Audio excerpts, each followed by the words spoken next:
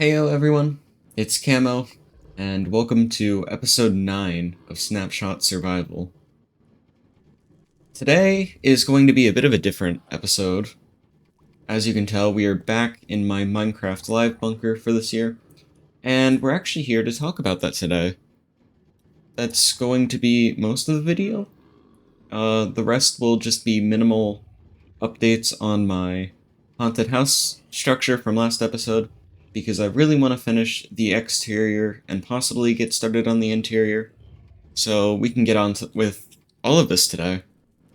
Before I get started, I just want to say, if you really do want to support my channel, make sure to like, comment, and subscribe.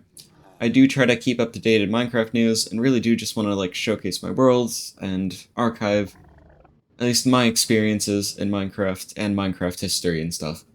So let's get on with this, and yeah, enjoy. Okay, so let's actually just start off with the Minecraft Live show in general. I didn't really like it, I'm gonna be real here. I'm normally really excited about Minecraft Live when it comes around, but this year, this hour-long show was so lackluster and so soulless. I didn't really enjoy myself until we actually got to the update bit. And that's shocking, because normally I do like the show. There's definitely not, exciting bits in the show. But I normally had a good time. This year, however, I was so bored. And I just did not enjoy myself. I watched it alone, too. No one was interested in watching it with me, because it would be such a letdown, apparently. And they were right, okay? So, let me go, talk about that real quick. So I think my big issues about the show is I'm fine that it wasn't a convention still, but let's compare this to the Minecraft Live of 2020. You know, we were in a full digital era, and it was so exciting. The show actually felt live, even if it was pre-recorded, or at least some bits were.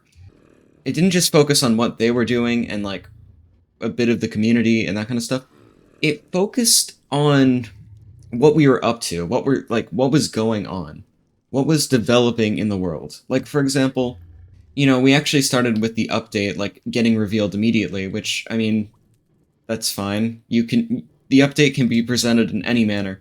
But because of that, we actually got to see, a lot of behind-the-scene concepts and a lot of concept art, and we got to shine light on many of, the art team and the game dev team. We got to see, exciting features, and I think they nailed the feature bit this year. But then, as well as that, we also got to see, oh, look at this new creator tool that's coming out, or let's see what's going on in dungeons. We literally got, 30 minutes dedicated to dungeons, just talking about the show. I mean, Legends wasn't out at the time, but, I think Legends this year got, 7 minutes to itself, which is not great. As well as that, we also got, some highlights on, tools and stuff. So, for example, Blockbench actually had its own segment in the show. I think a lot of, the charity things. I think there was one about, oh yeah, we used Minecraft to improve our city. All that stuff was really cool and really interesting. And this year, it was just... And then this year, we got, here's a Lego thing where, oh yeah, let's see what we can do with Legos and what we can do with Minecraft. Here's some content creators. The content creators didn't really even feel interesting. In previous years, we got to hear their thoughts and excitements for what they wanted. But this year, it was, oh, I like to build bases. Really cool, guys, really cool. I'm not blaming them, though. I'm mostly blaming, how the show was made. The show was also really poorly paced. They just did not have content. Especially since we changed to the Minecraft Monthly trend, which, by the way, was a lot better. I think Minecraft Monthly is the best thing they've made since the most recent Minecraft Live. And I think they should continue doing that, and maybe just drop Minecraft Live altogether, because it clearly isn't working out anymore, and also they aren't, the features that are shown are made when they're ready. Well, you know what would be great if we used Minecraft Monthly to show off those features. I think in January last year, That's when all the features started hitting. And they were like the more interesting features. Like Minecraft Live had like the bamboo wood and like chiseled bookshelves. Like sure that was exciting, but like I feel like was it really worth showing that at live when we could have seen something like armor trims and stuff? Finally, like I'm kind of upset that they ended Minecraft Dungeons. Like I think that was my biggest issue. And you know, let's put some attention on Minecraft Legends. Do you know what they added? Is it more content? Is it a DLC? It's witches and a new rideable mob and the ability to pet animals and technical changes. Wow, guys, we just made revolutionary content. Like, this is crazy. I think, yeah, this was a wonderful idea. Like, this is what we should be presenting at a Minecraft Live, a yearly convention where we bring everyone together. As well as that, I was surprised they didn't even mention the Minecraft movie or, like, the Minecraft festival. Like, not even a book was mentioned. Like, I think they should pay more attention to that. Like, if they're gonna do this and also have, like, Minecraft Monthly, like, they need content to actually share. Because, to me, watching this show was an hour-long ad, and I really hope they learn from this mistake and make it better next year. Also, congrats on the armadillo for winning. I sure hope it was legitimately won, and that the rumors of it being rigged are not true. Either way, the crab should have won, but if the armadillo kinda acts like a shulker, I'll be happy. Oh yeah, one more thing. I really did like the 3D sets this year. I think in some scenes they went a bit overboard, like when they were just riding the minecart, like that didn't really work. But like the moment when they were showing the update in that like big library and like Agnes opens the door and then actually walks in and goes into the game, that was so creative and I love that, and I think they should continue either doing like full 3D sets or do what they originally did.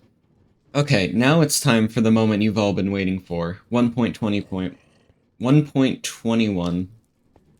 I'm never not gonna mispronounce it like that. Okay, so in short, they pulled what they did last year, so they didn't reveal the update name yet, and they also gave like a very basic theme, which is like avoiding like this time around they are actually going like moving away from like the creativity and like introducing a lot of new systems and instead are going back on revising old ones and focusing on adventure, combat, and like engineering is the best way to describe it. So I have some item frames behind me representing some of like the main features that I've taken away from the show and that I'm actually really excited for. So let's actually get on with a couple of them so I can share my thoughts. So the first one is the automated crafting.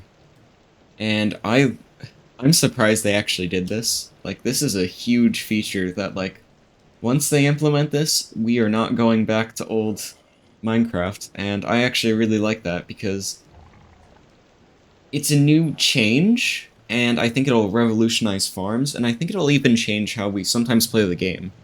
Like, I know I'm not going to be manually crafting dispensers anymore.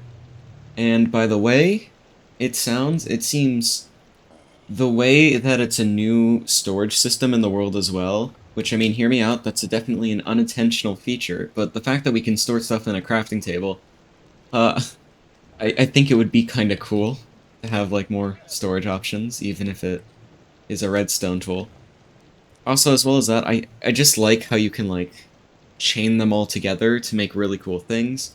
And I like how you can block out the slots and stuff to actually see how, like, so you can actually get, like, almost every recipe in the game. My only question is, how does it work if you're going to, like, automate craft cakes? Because those have buckets, and you don't actually consume the bucket, you consume the milk in the bucket. So, like, is it going to stay in the crafting table, or is it going to get spit out? That's my only concern. And I would love to see the recipe book in there, because I have a feeling that, like, players would love to at least have, like, reference of, oh, this is how I want to craft this is how I want to craft that. You know, fairly simple. And other than that, I think this is really cool. I can't wait to see what they do with it. I can't wait to see what the community does with it as well. So let's give a brief mention to the next feature, which is giving tough blocks a use. They are now fully decorative, and I'd love to see this happen with calcite as well. And I love the geometric designs and stuff on the textures. I hope they aren't too similar to Deep Slate and actually have like the more like greenish grayish tint into the uh tough blocks. But based off the video, I think that's the case. I'm unsure though. Either way, I think it's a cool feature. I can't wait to build with them. Copper is getting so much love this update. You know, this is only like the first bit of the update, and I love it so much. Because copper is a great building block. I will say that here, and I'll say that now. Copper is amazing. They added, like, a block similar to, like, the copper, like, I think it was called spleefs in, like, the April Fool's snapshot, which is cool. They added trapdoors, doors, chiseled blocks, that light which I'll get to in a bit, and I think a couple other blocks. And that's awesome, and I hope there's copper buttons as well, because, hear me out, I'm pretty sure that they already confirmed that they're not doing copper or tough golems in this update, but copper golems would fit so well. It would work perfectly in this update, because it's not only giving like some copper, like the redstone side of it, but it's also giving like a more fun engineering side, and also bringing some more like life into the world and adventure. Like, I mean, it is like a bit of like an adventure and like engineering. Like, it would be fun to tinker around with like a copper golem, or even like something that uses copper as like an entity, which we actually do have that, but I'll get to that again in a bit. So I really like copper.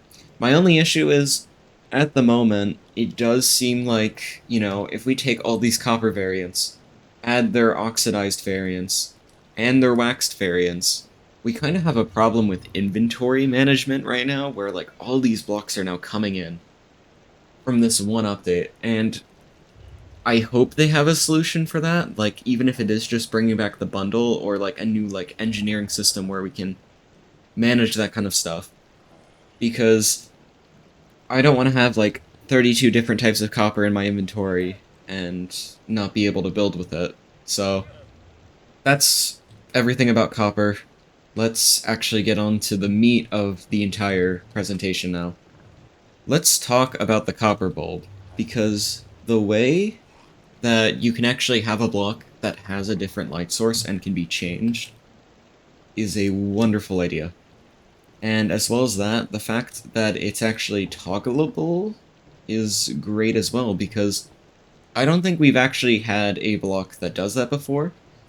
And from what I'm hearing in like the technical community, it'll actually help with like the computer science and redstone engineering and all that other fun stuff. And I kind of want to give that a shot, because I think I'm moderate at redstone, but I would love to see how else it works with redstone. Like, and how you can manipulate that, like, state, and maybe even see if it, like, can compress things. Now let's get on to the meat of the presentation. Let's talk about the trial chambers. So far, we haven't actually even gotten a full look at it, but the goal of it is essentially to be the remaster of Dungeons, and include that in the game. And I think that's a great idea, and I really want to see, like, and it also focuses on making it renewable, like a renewable experience. So from what we've seen so far, we've seen, like, a couple chests and a couple of pots and stuff, which already great that they're incorporating the pot loot into their new structures. And they have, like, spawners and that kind of stuff, which we'll get to, as I say. We didn't get to actually see a lot of, like, what these trials are supposed to be. And for me, I would really love it if they found a way to, like, enable, like, mining fatigue or, like, block placing. Because I would love to see, like, us have trials in, like, trivia of the game and knowledge, such as, like, parkour, or maybe, like, a puzzle, or even, like, lighting a candle by throwing a snowball through, like, a wall type deal. I think they should really, like, try to incorporate a lot more than just the PvE aspect, and I really look forward to see what we have in the trial, because we only got a very small glimpse of it, and those glimpses were only PvE. As well as that, these structures are so rich in copper, which I love so much, because now we can get like an abundance of oxidized copper pretty easily. So if you ever want to break one, I mean, you totally can.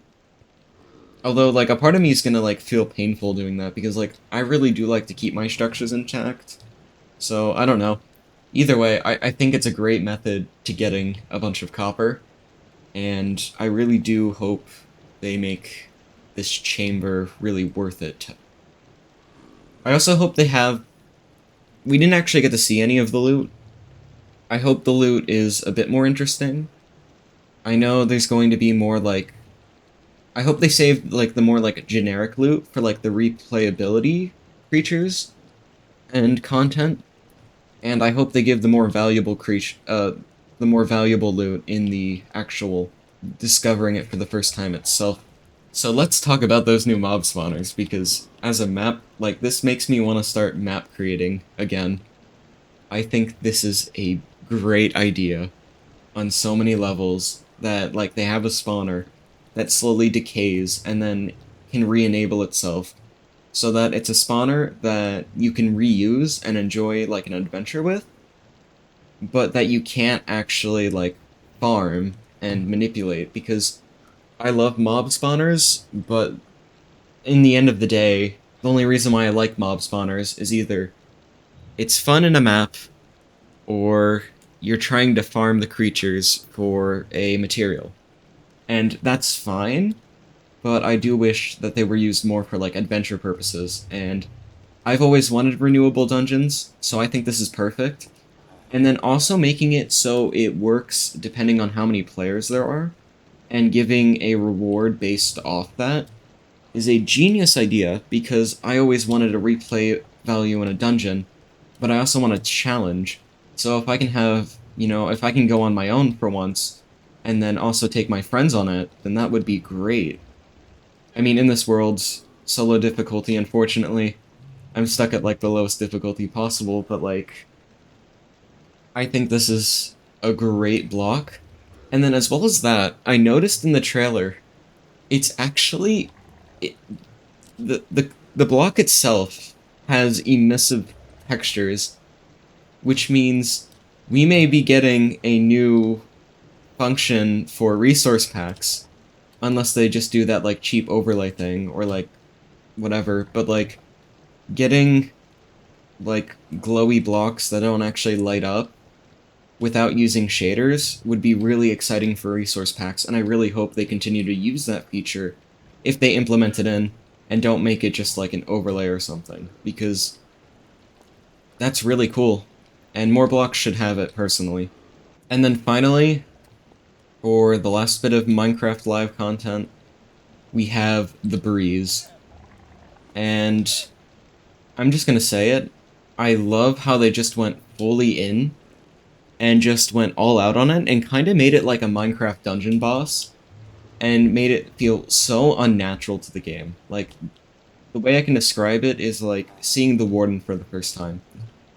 It's completely new, and it really gave me, like, very, like, nostalgic vibes of, like, trying to do something, like adding something in the old days and making it feel alive again.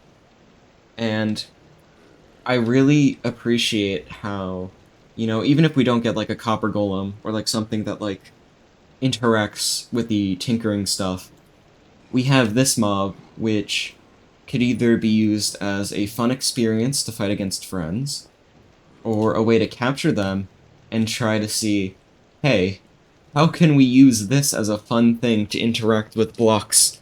And because we've seen it interact with, like, trapdoors and doors and stuff, so, like, having a mob that, like, can interact and change a room, or even a world, I would love to see more of. And I think this is a great decision in the update. And I also hope we actually have a couple more of these features, like, more of these, like, mobs. Or maybe even like one more, because like I would love variety, and I think it adds a bit more lore and a new experience, and I think that's what matters. So that was Minecraft Live, and that's a strong start already. And I think they knocked it out of the park compared to Trails and Tales. I was very afraid they were going to do the same exact thing again for like the third year in a row. And while I personally don't mind that, I do want a bit of change in like progression and actually make me feel like I'm playing the game differently rather than the same way I have since like 1.16. I mean, 1.18 also was pretty big, but with like 1.19, 1.20, those added a lot of optional content and a lot of like bloat to the game where they can expand on, but they're not really something that I can play like long term or like really changes my main experience in this game. So, where do we go from here? That's what I want to know. This update, as I said, has a strong start. However, it's going to need more content. They can't just make this one feature the entire marketing factor, because while that would be great, it also would not live up to the hype, and probably would anger the community. So, what are some ideas that we can go from here? And I have this book in my hand, which I'm going to continue writing ideas in, but I'm going to share a couple of them. And when 1.21 comes out, we'll open this up. It'll be located in this bunker, and we'll see what I got right, or what I got wrong, or some feature that I wanted. Some of these features are really specific, some of these features are not at all. So let me actually talk about a couple of them real quick, because I really do want to share my thoughts on this update. So, the main issue with this update that I already have, because this is either going to make or break the update for me. When you have like a combat and engineering update, really solely to make adventure, and you want to make the experience the same, they need to make combat parity for both versions. And what's the best way to do combat parity? Introduce the combat update that was proposed a couple years ago. Because if we do that, then we can also balance out these structures and make them a bit more interesting, especially as well as change the entire progression of the game in a PvP sense and a PvE sense. I would love to re-experience this game with a new system and strategy of how I need to work out this game and enjoy myself. So I think a combat update, like combat improvements, even if it isn't like a full-fledged combat update, I think combat drastically needs to change, especially if you want to tie that into one of your main themes of the update. Because bosses and entities and players and adventure, that's great for combat, but you also need to expand and go a little bit further by actually reworking that entire system, which is something that a major update should have, and I hope to see it. The next thing is they are going back to revising old systems, so I wouldn't be surprised if like the villager trade system or like an enchantment system was revised. However, personally, I would love to see them go back and revise old structures. So like we already got like a remastered of the dungeon, and they're probably not going to get rid of the monster room. However, I would love to see maybe like the jungle temple actually get revamped to be more on par with the other structures of like a challenge, or even like procedurally generated, or even the strongholds. The desert temple's okay. I would love to see maybe like variation in it, and maybe make it a bit more like PvE, PvP, PvE aspect. They really need to make these structures on an adventure, but it's really hard because Minecraft is a sandbox game that is like, hey, you can break the walls or you can just cheat the puzzle. And I wish there was a way to like discourage that and actually experience what was intended when designing an adventure. And I think that's really hard, but I would love to see them go back and try to, liven things up a bit. If they're going to remaster the dungeons, why not just take a couple other structures? Even the Nether Fortress, I would love to see them do something there as like a small thing. So with the dungeon, there was one thing I really liked, and like the trials, sorry, the trial chambers. There was something I really liked about the trial chambers, and that was it's replayable. Those spawners will regenerate and try to offer similar loot and rewards, and that's what I've been looking for in recent updates, because like once you go to a bastion, it's done. You go to an ancient city, it's done. Etc., etc. You can go to trail ruins, jungle temples, woodland mansions. Once it's done, it's done. And a good example of like replayability values that I really like are like raids and that kind of stuff. But the reason why the city gauntlet, the chamber gauntlet does it so well is because each one is procedurally generated, which means each experience can be something entirely new. And I would love more of that. And this is going to be like a controversial idea, but rather than making the ancient city center a portal, what if you made it a gauntlet where you take I think it's like disc 5, and you make it so that portal needs to be powered, and after a while, when it's powered, it unleashes like a giant wave of challenge to a player, and possibly even offer something valuable, because you need to make it like an incentive to do it. And I think this incentive should actually involve giving something that will actually affect progression, whether it be like, let's reuse some ideas, like the crab allowing like extended reach, or maybe even something greater, like a new enchantment, or a new tier of armor, which I don't really want to go that direction, but something that will definitely like change the way you play Minecraft. I think a full-fledged challenge gauntlet thing in the center would be really cool. And what you could make it is like you can make it so that it is a portal, except we can't enter in it. It's like a one-way portal, and the reason why it's so dangerous is to shut it down. I don't know, hear me out, that's a crazy idea, but I would love to see that. Also, to end things off, I did finish the exterior here, as you can see. So I made a window room, and then a really tall tower with a little bit of contrast. And overall, I really like it. I like how it feels really mashed together.